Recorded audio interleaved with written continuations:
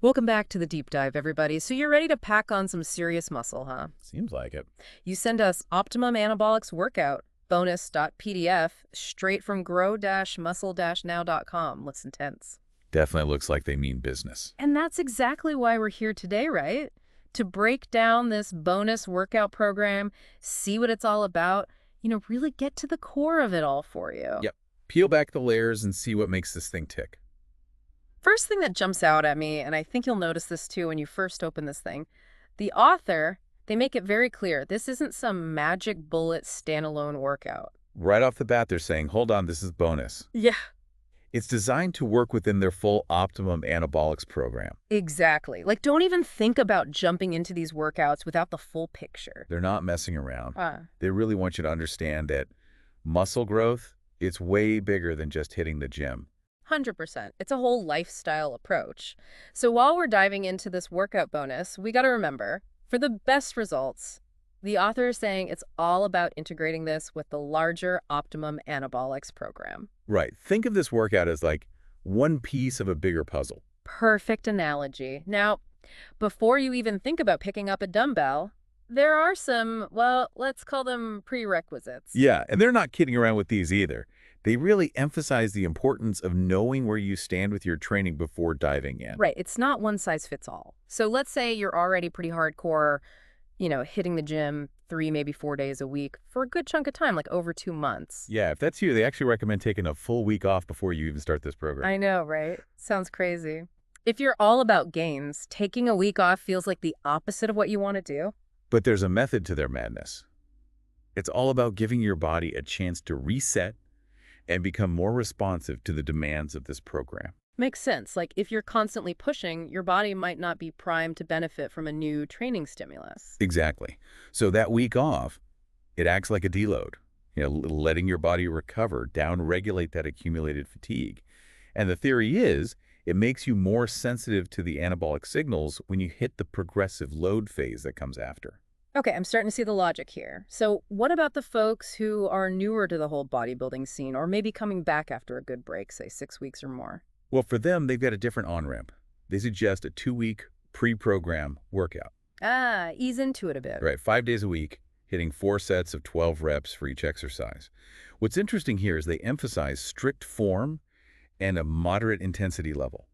No ego lifting. Yeah, it's all about prepping your muscles, your joints, connective tissues, the whole shebang for the more intense stuff to come. Think of it as injury prevention, building a solid foundation.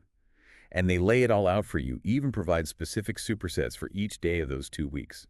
Right. They reference tables 1 through 18, which we'll dig into a bit later. So it's like a guided tour before the real journey even starts. Yeah, absolutely. And, this really highlights something I noticed throughout this whole document. A core principle they keep coming back to. Stick to the plan. No rogue workouts. Exactly. They're adamant that you avoid adding any extra work, whether it's sets, reps, or even throwing in extra exercises during any phase of the program. So even if you're feeling good, like you could squeeze out a couple more, they're saying, nope, trust the process. It all comes back to this concept of hyperadaptation, which they mention a lot. Yeah, hyperadaptation sounds pretty hardcore. So Right. what exactly does that mean when it comes to building muscle? In a nutshell, it's your body's positive response to the stress of training. Okay, so your muscles are basically getting tougher, stronger. Exactly. And by progressively challenging your muscles in a structured way, your body is like, all right, I got to adapt to handle this. And it starts building more muscle tissue. So it's not just about lifting heavy, it's about that planned, consistent stress leading to adaptation and growth. Right on. And they're saying by sticking to the plan, even during the hyperadaptive cycle phases where you might not be going to total failure, you're maximizing this hyperadaptation process. Okay, I'm getting it. It's about trusting their system, not just winging it based on how you feel in the moment. Precisely. Now, you've made it through the pre-program. You're ready to hit the Optimum Anabolics program head on. What are the fundamental components that this whole thing is built on? Yeah, give us the big picture. Right, so the core concept they introduce is hyperadaptive cycling. To visualize it, they provide a 24-week sample plan, like a roadmap. And what you see is this cyclical pattern in the training load. Interesting. So it's not a straight line of intensity. It goes up and down. Exactly. And not just the training, even the protein levels in the diet fluctuate in a coordinated way. You've got progressive load phases, where the intensity ramps up, followed by hyperadaptive cycle phases, where things ease back a bit and the protein intake changes too. I like this. It's not just about pushing hard all the time. There's a rhythm to it. Exactly, like a dance between pushing your limits and then letting your body recover and adapt. And the protein changes, that shows you how important nutrition is to this whole system. It's not just an afterthought. It's all connected. So we've got this overarching concept of cycling, both training and nutrition. What else do we need to actually make this work? Well, they provide 4 essential tools, so to speak, Hmm. for actually implementing this workout program. All right, I like it. Let's get equipped. What's in our toolbox? Tool number 1, we've already mentioned, the 24-week sample plan. That's your big picture view of the program structure. So we know where we're going. Right then, they hit you with a checklist. It's all about setting yourself up for success. Love a good checklist. Makes me feel organized already. It includes things like having read the main Optimum Anabolics ebook, No Skipping Ahead, having a 3-ring binder ready to keep all your workout logs organized. They want you to track everything. You'll need a sports watch for accurate rest periods, and make sure you've got all those exercise tables and workout logs printed out. So it's not just about showing up at the gym and winging it. Not at all. They're all about preparation, organization, and really tracking your progress. Now, tool number 3 is all about using that workout log effectively. They walk you through every single section. Okay, so no room for confusion on how to record all this data. Right. They cover everything from basic workout information to the daily tip of the day, which is actually a super helpful recurring feature, to clear references to those exercise tables, guidance on choosing your starting weights, understanding the prescribed rest periods, and keeping track of your target and actual reps, plus a section for notes. So it's like having a personal trainer guiding you through the whole logging process. Pretty much. And this emphasis on detailed tracking really shows you how data-driven this whole program is. They want you to analyze, learn, and progress with every single workout. Makes sense. All right, what's the 4th and final tool in our arsenal? This is the heart of it all. The Optimum Anabolics exercise tables, form notes, and workout log itself. This is where you find the specific exercises, the form instructions, the actual log sheets. It's where the rubber meets the road, so to speak. Time to put all this knowledge into action. So let's crack open that workout log. What does a typical example look like? They give us a great example for day 1 of week 1, labeled as a progressive load day with a high-protein diet. It's a shoulder workout. And right at the top, boom, the tip of the day. Love those nuggets of wisdom. This one's all about form. It literally says, proper form is more important than the amount of weight you lift. Don't be afraid to reduce the weight if it means you can maintain perfect technique. Sounds like they're really hammering home that point. They are. And these tips, they're a constant throughout the program. It's like having a little coach whispering in your ear before every workout. Now, the workout itself is structured using supersets. So you're pairing exercises together. Exactly. This day 1 example, the first superset, you choose one exercise from table 1 and one from table 3. You do them back to back. The log tells you how many sets, the target reps, and the rest periods for each exercise in the superset. For this first week, it's 1 minute of rest between exercises in the superset and 2 minutes between supersets. So it's very structured, very specific. Absolutely. Yeah. You're not just randomly picking exercises or deciding on rest times. It's all laid out. I'm seeing the theme here. So what about those other columns in the log? You've got the weight column, where you track both your target weight for each set and the actual weight you lifted. This is great for seeing if you're hitting your rep goals and for making adjustments for future workouts. Then there's the rest periods reminder, which will change from week to week. Got to keep the body guessing. Right. And then you have the target actual reps columns, crucial for tracking progress. And finally, the notes section, perfect for any observations, any struggles with form, or reminders for next time. I love a good notes section. All right, you've mentioned these exercise tables and form notes a lot. Let's dive into those. All right, so they've got 18 exercise tables, each focusing on specific muscle groups. Tables 1 and 2 are for general shoulder exercises. Tables 3 and 4 focus on shoulder pressing and raising movements. Tables 5 through 8, those are for your biceps and triceps. And tables 9 and 10 are all about those abs. So we're hitting every major muscle group. Yep. Then you've got tables 11 through 14 for your legs, tables 15 and 16 for back exercises, and tables 17 and 18 for chest exercises. A pretty comprehensive library. And I'm guessing it's not just a list of exercise names. Nope. Each exercise has form notes that emphasize, you guessed it, proper technique. They're obsessed with form. It's really important. And these notes get super specific. For example, for the Arnold press, they talk about rotating your palms during the movement and not locking out your arms at the top. For the barbell military press, they warn against lowering the bar behind your neck, which can be dangerous for your shoulders. So it's like having a virtual spotter, making sure you're doing everything right. Exactly, and it goes on and on. For lateral raises, they tell you not to let your wrists go higher than your elbows. For cable pullovers, keep those arms straight. For lunges, your big toe should be visible over your front knee.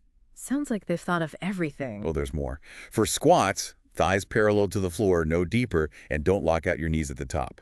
For deadlifts, keep that back straight. Flies, slight bend in your elbows, squeeze your pecs. Pull downs and chin-ups, pull those elbows down and squeeze those shoulder blades together. They're not messing around. And it doesn't stop there. For bicep curls, keep those upper arms close to your sides and twist your wrists at the top. Triceps extensions, keep those upper arms locked. Crunches, don't pull on your head. Leg raises, no swing in those legs. They really thought of everything. They did. Calf raises, straight legs. Dips, adjust your body position to target either chest or triceps. Push-ups, straight line from head to heels. Overhead presses, don't lock those elbows out. It's a whole form encyclopedia. Wow. All right, I think we've got the form thing down. So the document also gives us some sample weekly workouts. Let's break down the first 3 weeks. First 3 weeks, we're in the progressive load phase with a high-protein diet. Buckle up. Things are about to get intense. I'm ready. What's the weekly split look like? Pretty standard 5-day split. Day 1, shoulders. Day 2, arms and abs. Day 3, legs. Day 4, back. Day 5, chest and abs again.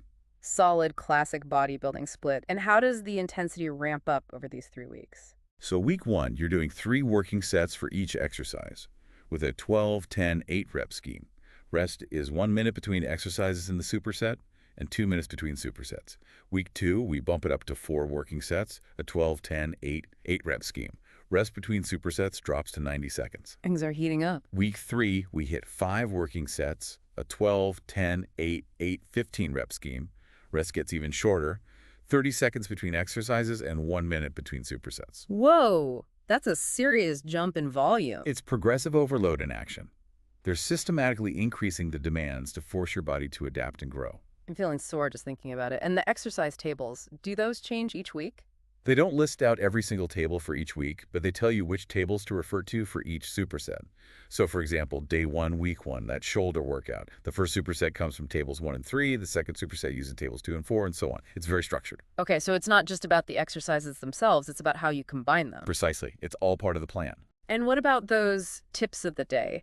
What kind of wisdom are they dropping on us during these first 3 weeks? Well, week 1, we already heard about form being king. Other tips include things like fueling your body regularly with good food, taking a before picture to track progress, mastering those squats and deadlifts. Gotta nail the basics. Absolutely. They also talk about declaring your fitness goals publicly for accountability, using a spotter for safety, but not relying on them too much. I like that. And stretching during rest periods, gotta stay flexible. Week 2, they get into more specific form cues, like keeping your elbows locked during bicep curls, going lighter on those squats and deadlifts until your form is perfect. So it's not just about going heavy all the time. Right. They also talk about pulling your elbows down during chin-ups to really engage your back, not arching your back during presses to protect your spine, and using mental tricks like counting reps backward. I like those mental tips. Week 3, they acknowledge it's going to be tough with all that volume, but remind you to trust the process. They talk about proper bar placement for squats, pulling your shoulders down before bending your elbows during lat pull-downs, and taking measurements to track your progress. So it's not just about the scale. Right, and they reassure you that after this intense week, things will ease up a bit in the next phase. Okay, I need that reassurance. Now, weeks 4 through 6, we shift to the hyperadaptive cycle with a high-protein diet still in play. What changes here? The body part split stays the same, so we're still hitting each muscle group on its designated day. But the sets drop back down to 3 using a 12, 10, 8 rep scheme. The big change is in the rest periods. More rest. My muscles are rejoicing already. 1 full minute between exercises in a superset and a whopping 3 minutes between supersets. Talk about recovery. This is a key feature of the hyperadaptive cycle. It's all about complete recovery so you can lift heavier or push harder on each set. I'm starting to see why they call it hyperadaptation. What about those tips of the day? Do they change up in this phase? Oh yeah, they definitely shift focus. They start talking about varying your exercises week to week so you're not always doing the same things. Keep the body guessing. Exactly. They give you cues for specific exercises, like squeezing the bar outwards during close grip bench presses, using a bench as a guide for squat depth, and emphasizing the importance of accurate food portioning. So nutrition is still front and center. Always. They also talk about planning your meals, trying the preacher curl bench in reverse, managing your time effectively to fit in workouts, and trusting the program. So much good advice. And there's more. They talk about keeping your elbows tucked during chest dips, really focusing on the muscles you're working, flexing your triceps to improve bicep range of motion, stretching tight hip flexors, weighing yourself in the morning, and taking measurements at the end of the phase. Wow, they cover a lot. It's a great blend of form cues, nutrition advice, and mindset tips. Now, after that, we move into weeks 7 through 9, back to progressive load, but this time it's low protein. Interesting, right? Definitely a curveball. So how do the workouts change with this shift in protein? The body part split stays the same, good old 5-day routine. The reps and sets, they mirror weeks 1 to 3. So week 7 is 3 sets, week 8 is 4 sets, week 9 is 5 sets, with those same rep schemes, and the rest periods follow the same pattern too. Okay, so the training intensity is ramping back up, but the nutrition is different now. Exactly. It shows you how they're intentionally manipulating both training and nutrition for specific effects. And those tips of the day, I bet those change up again. You bet. They talk about adjusting your calories if you notice any unwanted fat gain, keeping those elbows tucked during tricep dips, ditching the weightlifting belt unless you're going for maxless, rewarding your progress with non-food treats. Love the non-food rewards idea. Me too. They also talk about rounding your back during some ab exercises for better isolation, stretching during rest periods, no half reps, avoiding those sugary workout drinks, executing each rep with control, varying grip widths on presses, using the mirror to track progress, exhaling forcefully during crunches, pushing through your heels on leg exercises. They're really hammering home those form details. Right. They acknowledge that fatigue might be setting in during this week and remind you about those end-of-week measurements. I need those reminders. So onward to weeks 10 through 12. It's hyper-adaptive cycle time again, but with a HAC high-protein +1 diet +1. What's that all about? Yeah, the +1 isn't explicitly defined here. It could mean even more protein or maybe specific timing or added amino acids. Intriguing. But as far as the workouts, we're back to that familiar 3-set, 12, 10, 8 format with longer rest periods. The 5-day split remains the same. So a bit of a reprieve after those intense progressive load weeks. Exactly. The body needs time to adapt. Okay, hit me with those tips of the day for this phase. They encourage you to try exercises you usually avoid, give cues for proper head position during crunches, advise on timing your workouts around meals, and suggest rewarding yourself with new workout clothes. Gotta love a good shopping spree. Right? They also talk about paying attention to your dominant hand during presses, keeping pre-bedtime carbs and fats low, the value of protein supplements, holding stretches for longer, using inspirational posters. Posters, huh? Interesting. They can help.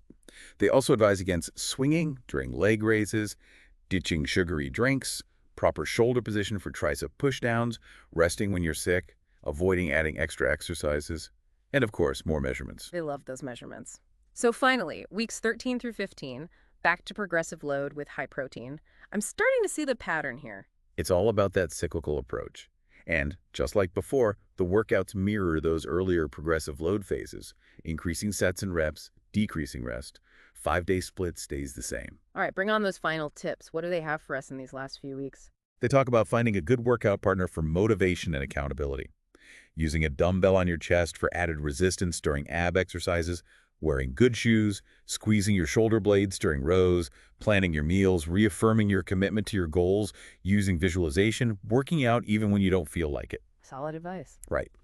They also talk about proper thumb placement for back exercises, ditching those weightlifting gloves, sticking to a consistent workout schedule, adding weight to leg raises, and stopping immediately if you feel dizzy or nauseous. Safety first. Always. Yeah. Oh, and just so you know, the excerpt we have ends mid-sentence during the tip of the day for day 4 of week 15. So we don't get the full tip for that day or the last workout of week 15. A bit of a cliffhanger. But we still got a great overview of the whole structure. Now, before we wrap up, we got to talk about that HIIT workout. Right. So in addition to the main lifting program, they include a 20-minute HII workout designed to be done on your off days to boost fat burning.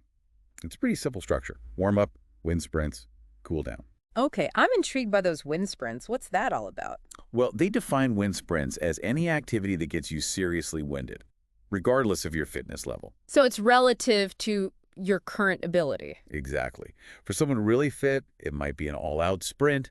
For someone else, it could be a fast walk or a tough bike ride. I like that. It's adaptable. They emphasize that reaching the proper intensity level is what matters most.